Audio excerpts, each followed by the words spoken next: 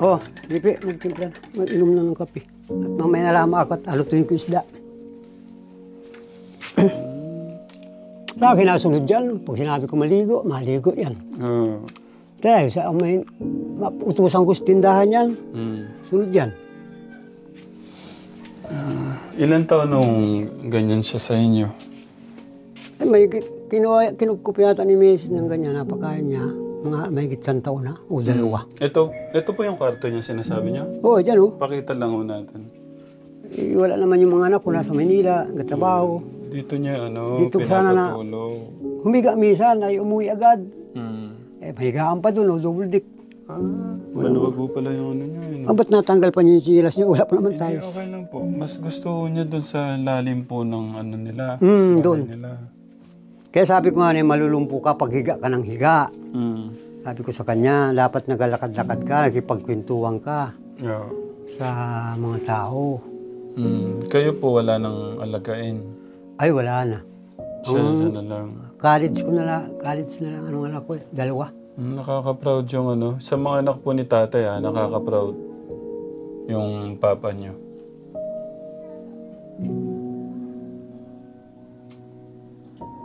Pagupitan nga sana kanina, isang araw. Walang magupit.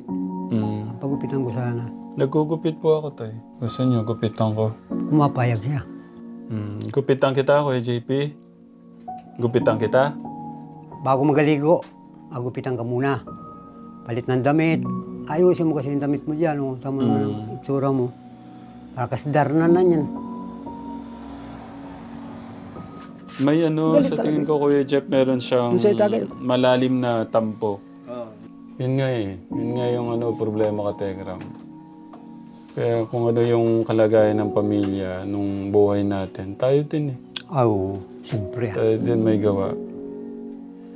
Kaya tinatanong ko siya ng si tatay na ganito sa tingin nyo, ganyan. Kaya pala, kayo, sa inyo nanggaling na, yun nga, kulang sa atensyon, kung kausapin, ganyan. Tapos yung nanay, sinabihan ng ganyan, ganito, di ba? Sinabihan hindi kita anak, ganon, tay. Ay si Mrs. talagang number 1 yun. Number 1 matulungin yun. Ay ako din naman, naawa din ako. Napabayaan ko siya, manood ng TV dyan. Para malibang-libang siya. Ganun. Minsan napatawa ko, natawa. Sabi ko, sa bagong taon, makanta ka, pag-ayos ka ng damit. Maraming chicks dito. Malay mo ang gatawa. Ang sakit nun sarili mong anak. Anong ginawa ng bata para sabihin, kaya ganun yung... Tigas ang puso. Yun ang tingin ko, napakatigas ang puso. Ina. Yun ang pisang ko, ina. Pinsan niyo patay? Yun nga yung pamatay niya, hindi rin niya anak yan. Ganun. Dinabay nga yung anak sa pag-aaway nila. Mag-asawa. Yung tatay niya at yung nanay niya. Di ikaw. Nasunod sa akin yan. Utusan ko yan ako. Kahit ilang pabalik-balik ng tindahan, nasunod yan. Lagay ko lang, Kuya JP, ha? Kuya JP, lagay ko lang na. Nalagay daw. Ayan. Lagi ka nakain dito kay Tito? Lagi ka nakain dito? Opo. Ba't kanina ayaw mo ako sagutin? Natatakot ka ba kay Papa mo? Aray. Natatakot ka kay Papa mo? Sabihin, hindi. Kulang pa? Okay na yun. May ka na laman, At akin na. Kuya JP? May galit ka kay mama mo? May galit ka kay mama? Kay nanay? Po. Pwede bang malaman ba't ka may galit kay nanay mo?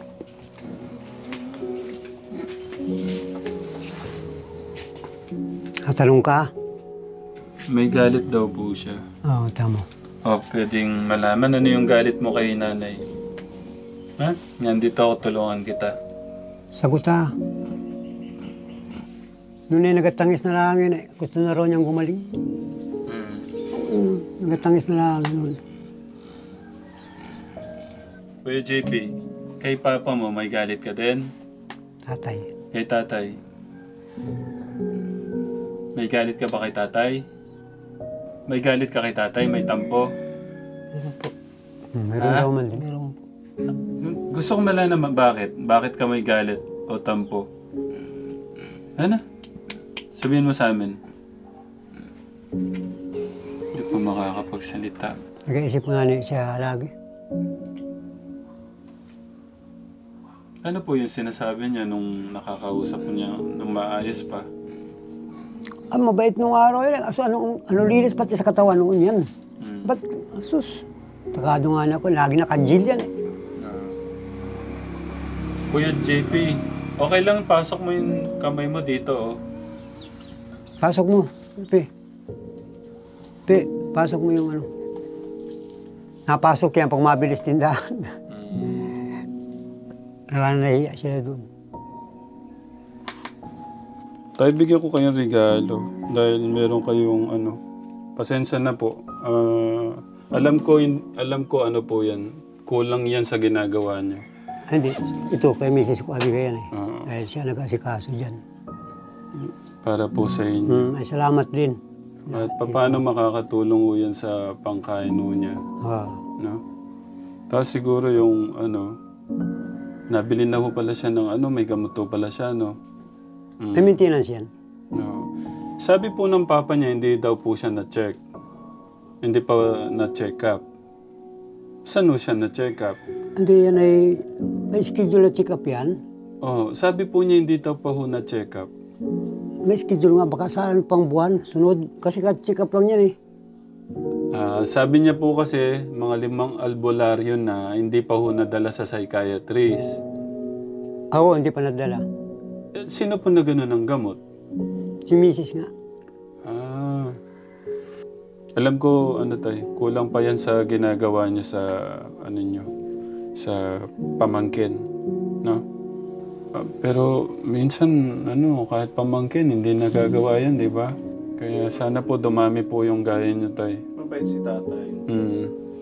Bihira yung ganyan na may malasakit sa mga pamangkin or kaanak. Yun nga naisip ko, sino mag-asikaso? Eh dito napunta eh. Yeah. Ay, alam namang hindi mo asikasuhin. Kawawa naman ito. Masaya ka ba? Binigyan ko ng pera para si sa iyo ito, para sa iyo. Bili ng ulam, pagkain. Masaya ka? Binigyan ko siyang pera? Tama. Para marinig. Masaya ka? Binigyan kong pera, tito? Opo. Si papa mo, bigyan ko din? Opo. Ba't mo gustong bigyan ko si papa mo? Tatay. Si tatay. Si tatay mo, gusto mo bigyan ko din? Opo. Ba't gusto mong bigyan ko si papa mo, si tatay mo? Tabi Parang yung ano niya, yung ano nung isip niya, ano lang, opo, hindi po, parang ganun. Parang nahihirapan pa siya mag-isip. ano. Ito, binigay ni Ram. Opo. Para yung pagkain mo at saka pang-ulam, masuportahan ka. Ano po yan, tay? 10,000 yan. Sige. Pagmamahal po ng ating Diyos yan, no? Maliit na bagay yan sa ginagawa niyo sa Pero pamangkin makatulong. niyo. Makatulong. Oo. Pero kahit pa paano gusto kong mag-abot ng pamasko, nandito na rin ako sa Marinduque. Ayaw ko naman sayangin yung pagkakataon na nandito ako. I-share yung pagmamahal ng ating Diyos sa inyo. Kuya, ano yung gusto mo sabihin kay Tito? Thank you po dito sa pagpakain po sa akin. Pag-aalaga po sa akin. Kaya naman pala eh. Kaya yan. Kasi na lang.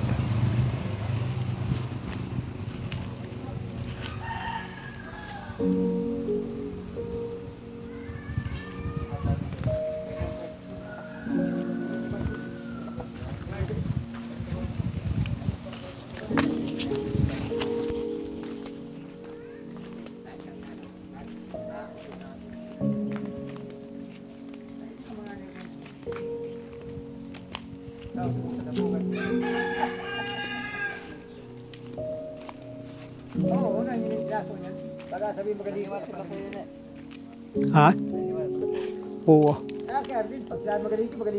Lalo na si Erlin.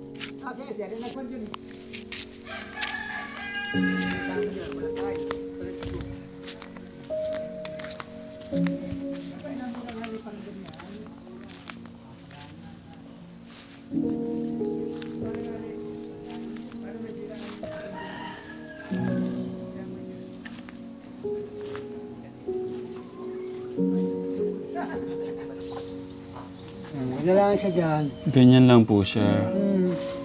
Nalaan siya tapos katabi yung mga aso. Ayun nga po eh. Nakakaano din. May dalawa pa niya sa ibabaw yung aso. Bilot. Yun nga po yung kinakalungkot ko tayo, yung ano, paano nakakain ng tatay na nakikita siyang, ano silang taon na siya natutulog dyan. Ilang tagal na. Tulog yan. Yan, nilatagan ng asawa ko yan. Ay kaso, yan na rin siya na kaya tawag dito? Mapanghi. Yung sako.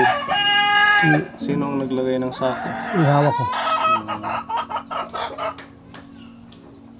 Nakakawa nga din.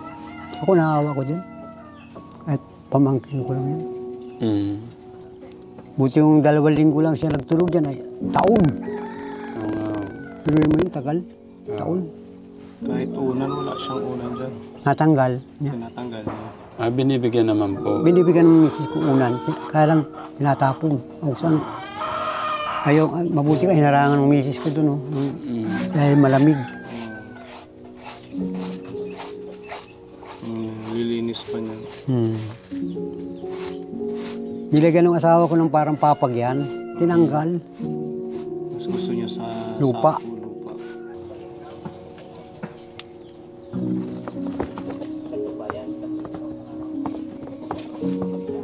Okay lang pumasok, kuya? Ba't mas gusto mo dito? Ayaw mo doon sa taas? Pwede ba malaman? Ayoko po. Bakit? Ayaw. Gusto mo bilang kitang kama dito? Ayun po. Gusto mo? Okay, sige. Anong gusto mo? Anong klase ng kama yung gusto mo? Sabi ni Tito, naglagay daw sila ng papag dito. Tinanggal mo? Po. Bakit mo tinanggal? Ayaw mong papag. Ayoko po. Pero yung kama, gusto mo? Ayun po. Gusto mo yung may kutsyon? Ayun po. Okay. Sige. May bilihan po bang malapit na may kama dito, tay? May nagala ko dito, 1.5, isang kutsun. Saan po? Minsan may naparito, minsan... Yung mga naglalako, tay. Sige. Punta ako ng punta akong bayan ngayon. Bilang kita. Gusto mo ba? Ayun po. Masagot man yun, marunong. Pero ayaw mo ba doon sa taas? Kasi nahirapan ka dito. Ayoko po. Bakit? Tingnan mo, ako nga, bali na yung ulo ko.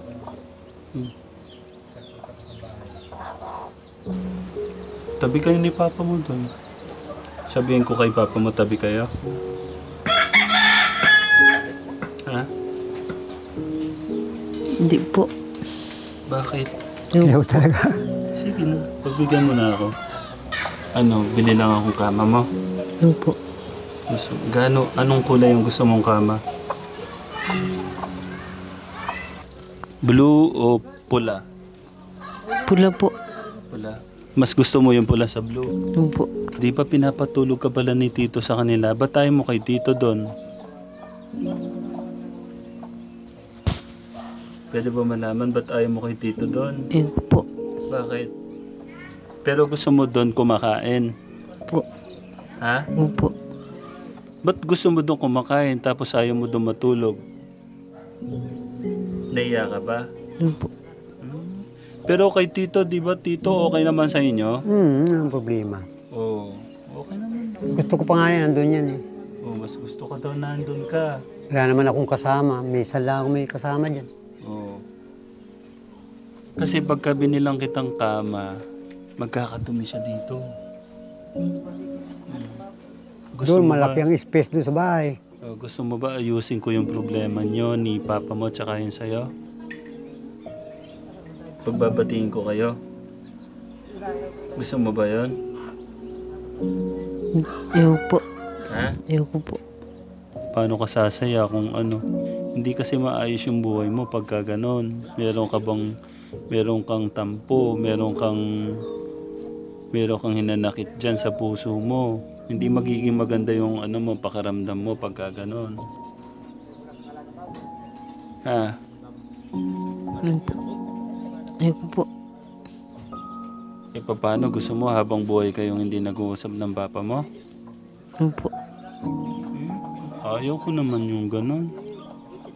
Mas maganda yung nagpapatawad. Alam mo ba mas maganda yung nagpapatawad? Ha? Alam mo yung mas maganda yung nagpapatawad? Ewan po. Oo, alam mo pala eh. Kasi pagka nagpatawad ka, mawawala yung hinanakit mo dyan. Pagka hindi ka nagpatawad, habang kinikimkim mo yung galit mo, yung puot, mananatiling yung kaguluhan dyan. Mapapagod yung puso't isip mo. Dito ka sa taas ha. Bibilang kitang kama. Sa taas ko ilalagay ha. Po. Opo. Sa taas ha. Opo. Sa taas ka na rin matutulog no? Opo. Tara, para hindi ka mahirapan dyan. Papagupitan kita. Magligo pati muna. Magligo ka. Tara. Para guminawa ang katawan mo. Ako nga tingnan mo Wala pang 10 minutes, masakit na yung ulo ko, nakayoko. Tara, Kuya JP. Labas na muna dyan. Tara, mahirap yung nandyan pa. Pagupitan ka ta kay kay Jerry. Yung ng aso. Tara. Tara. Ere. Sunod naman yan. Pagupitan sana doon kay Jerry. Tayo dito. May po, hindi lang utang po sa inyo yung anak nyo. May galit pa. Tignan nyo. Kaya ho pala ayaw niya ho kayong kausap, katabi, kasi meron ho siyang galit. Pero okay lang po yan. At pwede pa tayong bumawi. Kailangan niyong yakapin yung anak niyo. Tama po ba yun? Oo. Kasi kaya ho siya ganyan, kulang nga po ng pagmamahal. Parang yung mama niya, na-reject siya. Tapos kayo, pagka kinakausap niyo po pala, sigaw, pamura. Tapos meron pa daw kayong itak. Ngayon napagod po yung puso niya at saka isip niya, nag-collapse, kaya po ganyan. Yan po yung kalalabasan. Ngayon, kung hinakap yung anak niyo, inintindi niyo, nag-uusap kayo, malayo po siyang magkakaganyan, di ba tay? Kaya, di ba sabi ko naman, kung ano yung buhay natin, yun yung kung ano po ang ginagawa natin. Ang masakit po pala, rineject na nung nanay, hindi kita anak, doon ka na lang, mabaho ka. Tapos yung tatay ganun din, yan. Kaya sabi ko, pag na siya matutulog dyan, dito na lang sa taas, bibidan ko na lang siya ng kama sa taas. Okay daw po. Ano pong gusto niyo sabihin sa anak niyo? Minsan, tayong magulang, tayong matanda, kailangan din natin mag-sorry sa mga anak natin. Minsan kailangan ho natin yun eh. Dapat tanggapin natin na may pagkakamali tayo. Wag ho yung porke tayo magulang, hindi na kailangan mag-sorry.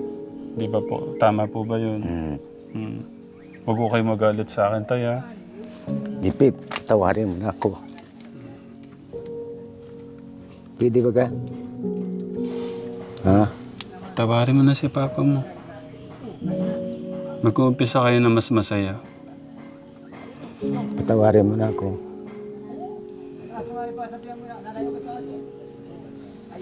Ha? ...21 years tay. Ano nun 21 years siyang kinikilit. Yung sugat, yung sakit, yung naramdaman niya, yung galit. Naghalo-halo po yun. Pati sa nanay niya. Oo. Wala nga pong perpekto, pero piliin natin na huwag tayong makasakit. Kasi pagka binitawan niyo ng salitang nakakasakit, ang sakit to nun. Tapos anak niyo pa. Ang hirap po yung sandali lang yung buhay natin. Tapos pag nawala tayo, merong maiiwang ganyang, di ba tayo? Ngayon, kung pipiliin natin yung mga sasabihin natin, yung sabi nga, bago natin ibuka yung bibig natin, pag-isipan muna natin. Makakasakit ba siya? Kasi mahirap yung mamawala tayo dito sa mundo na meron tayong naiiwang ganyan. Ngayon, kung mawawala tayo dito sa mundo, na paramdam natin yung buong pagmamahal natin, mawala man tayo, meron kapayapaan sa isip natin at puso natin tayo, di ba? Kaya wag natin sayangin yung oras tayo. May oras pa para makabawi. Hindi naman lahat pera yung solusyon para maparamdam mo yung love. Sige tay, kausapin nyo. Ano, JP? Patawarin mo na ako. Ha? Iwaglit mo na sa sarili mo na yung mga sinalita ko sa'yo.